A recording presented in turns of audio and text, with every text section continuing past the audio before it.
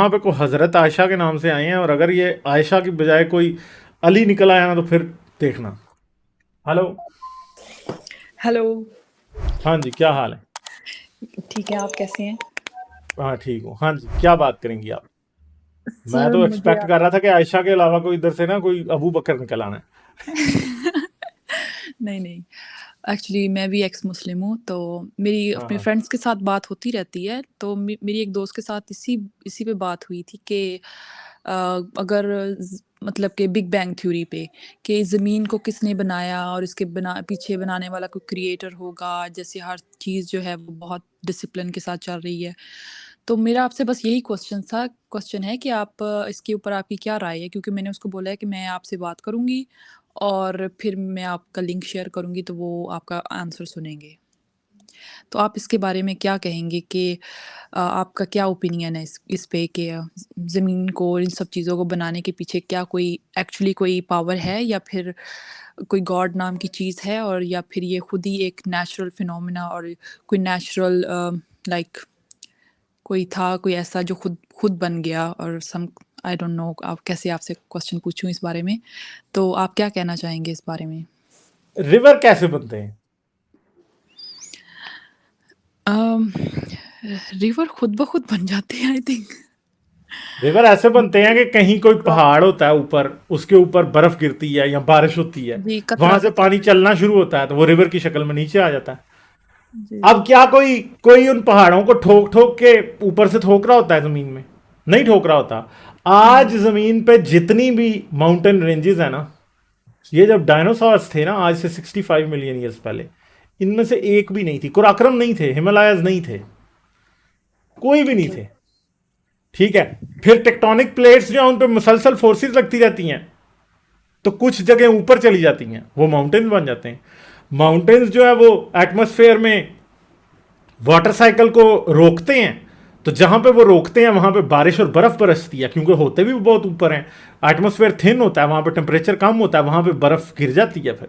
फिर बर्फ के ग्लेशियर्स बनते हैं, उन ग्लेशियर से पानी चलता है। वो पानी अपना नेचुरल रूट लेके जिस तरफ चलता है, अगर फर्ज करें एक प्लेन मैदान हो और आप ऊपर से पहाड़ों से पानी उतरना शुरू हो जाए, तो विद इन 1000 ईयर्स वहां पे दरिया बन जाएगा, जो कि गहरा होगा, क्योंकि पानी खुद ही काट देगा चीजों को। अब दूसरी बात है कि जमीन कैसे बनी।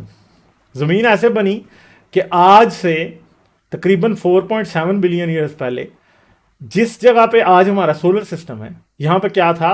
एक गैसेस का एक बादल था, जिसे कहते हैं प्रोटोसोलर, जिसको कहते हैं प्लानिटरी नेबुला। ठीक है।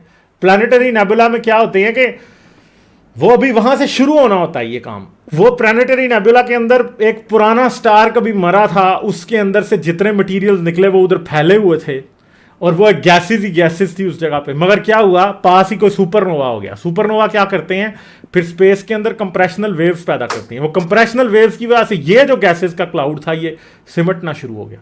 जब ये सिमटना शुरू हुआ उसकी वजह से, तो क्या हुआ, ये अपने ही वेट के अंडर कोलैप्स करने लग गया, क्योंकि हर चीज जो है वो ग्रेविटी हर चीज की है स्पेस के अंदर, पूरे यूनिवर्स के अंदर हर चीज की ग्रेविटी है।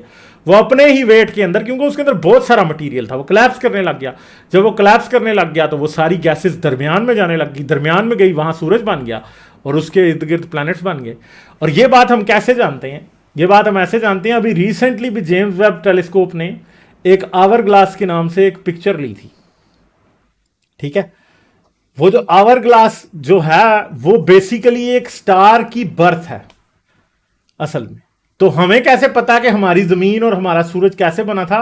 क्योंकि आज जब टेलीस्कोप्स लगा के हम स्पेस में देखते हैं, तो हमारे पास ऐसे कई प्लानिटरी नेब्यूलाज कोलैप्स होते हुए दिखाई देते हैं, जहां पे नए स्टार्स और नए प्लैनेट्स बनते हैं।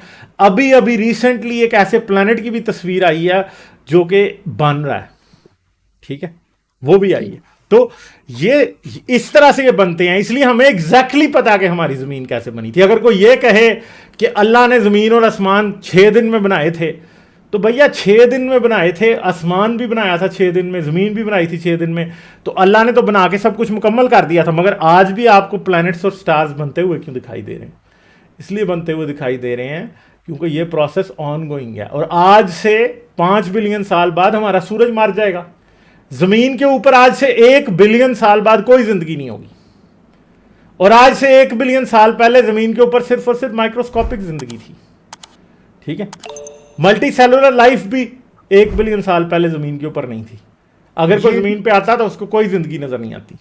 तो ये नेचुरल फिनोमेना के थ्रू ही जमीन बनी है, सूरज बना है, मार्स, जुपिटर, हमारा चांद जो है वो इस तरह से बना है नेचुरल फिनोमेना के थ्रू। और जिस तरह एक दरिया को किसी बनाने वाले की जरूरत नहीं होती, वो नेचुरल फोर्सेस के तहत खुद ही ट्रैवल करता करता आखिर पे, मैंने बताया ना आपको कि अगर प्लेन ग्राउंड पे पानी बहे और बहता जाए काफी अरसे तक, तो कुछ अरसे बाद उधर खुद ही दरिया बन जाएगा, क्योंकि पानी काट के दरिया बना देगा। इस तरह अगर मैटर का कोई गैसेस जो हैं वो स्पेस में कहीं छोड़ दी जाएं, कुछ अरसे बाद वो खुद ही एक सोलर सिस्टम की शक्ल इख्तियार कर लेंगे। हाँ जी भाई, सॉरी, आप क्या कहना चाह रहे थे? मैं सिर्फ ये आपकी ये बात मतलब को उसको एड्रेस करना चाह रहा था कि ऑर्गेनाइज मतलब कि किस तरह चल रही है ज़मीन, मतलब कि कौन से लॉ के मुताबिक चल रही है।